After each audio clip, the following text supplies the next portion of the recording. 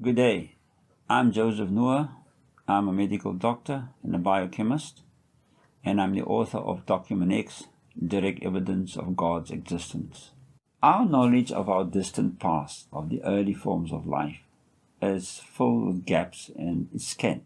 So what we're going to do, we're going to fast track till about 15 million years ago, when an advanced group of animals emerged, the primates. And these animals evolved from a specific mammalian line. The primates, they are the ancestors of the lemurs, monkeys, the great apes, and humans.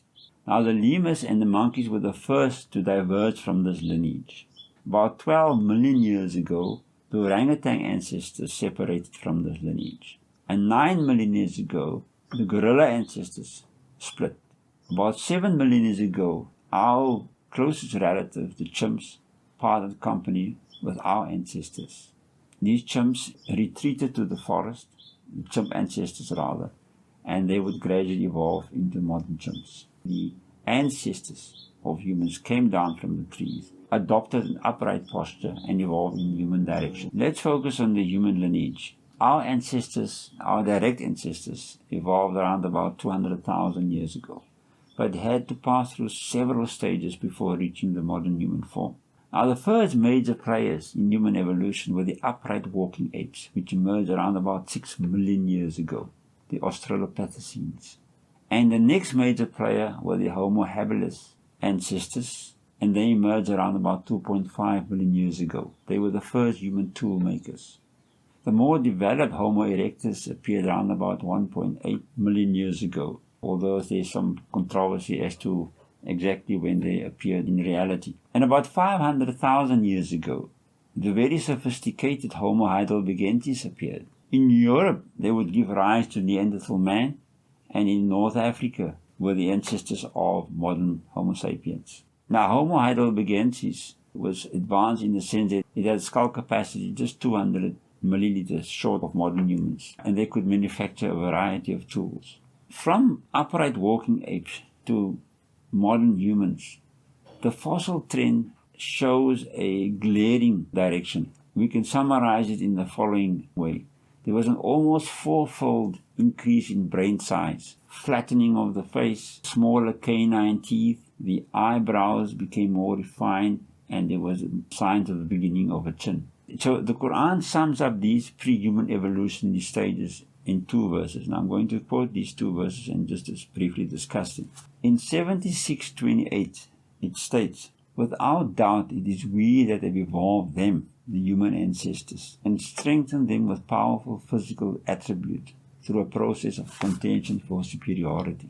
And without doubt, when we will, we change some of them without substitution, and others we replace with a similar kind, those who also had an upright posture." One of the key Arabic words here refers to upright walking creatures, and hence my insertion of human ancestors in the beginning of the verse. So our ancestors gained their dominance to a physical struggle. They competed for the same natural resources, and they fought against the pressures of the environment. They endured, and they continued to evolve in a more kind of a superior breed. In other words, they were not substituted. The other groups who didn't do too well, they were outnumbered, they were out-elbowed by the superior competitors. Their numbers dwindled, and they eventually became extinct. So in other words, as the verse indicates, they were substituted. So this verse captures the essence of human evolution, that is, of contention, transformation, replacement, extinction, and survival. Note also an important phrase here. It says that strengthen them with powerful physical attributes, which means that God refers, or the author of the Quran is referring to those creatures which were still subject to physical evolution.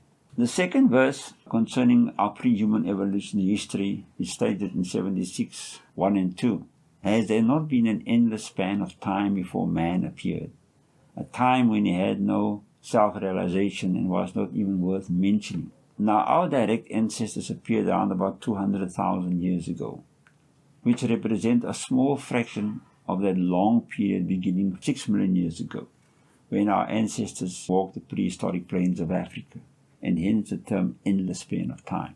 It's very likely that the Quran is referring here to prehistoric man, because the phrase it was not worth mentioning and had no self-realization or had no self-moral awareness gives us an indication that the Quran is referring to archaic man and not modern man. So man at that stage could not speak or argue as modern man.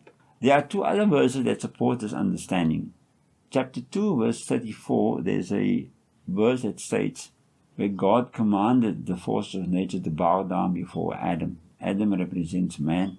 And this is a symbolic expression that God gave man the power to harness the forces of nature. Another verse states, we as God, we have honored the children of Adam, which means that all human beings in the sight of God is worthy of respect and dignity. Now, if Adam occupies such an elevated status, as clearly defined by these two verses, how could he be simultaneously described as a creature not worth mentioning, not having self-awareness, not having any self-realization?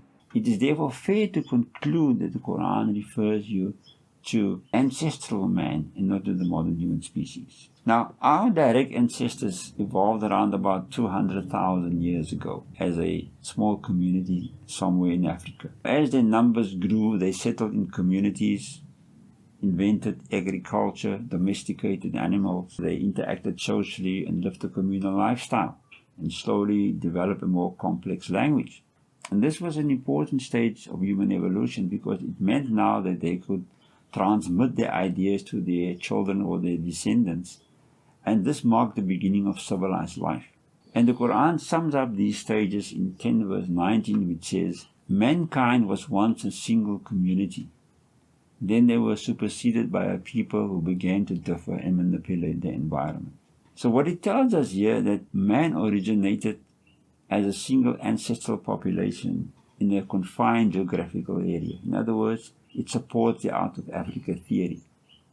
Man then migrated from there to the rest of the world. At that stage, humans could manipulate their environment to suit their needs. They were no longer at the mercy of environmental changes. Now, as human consciousness slowly developed and reached its modern form, cultural evolution could begin. And this marked the beginning of distinguished typical human traits, such as logical thinking, intellectual dissension, and a complex language.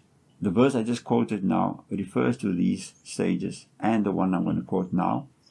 In chapter 30, verse 22, it states, amongst these signs is the origin and evolution of the universe, and the evolution of the diversity of your tongues and forms and appearances.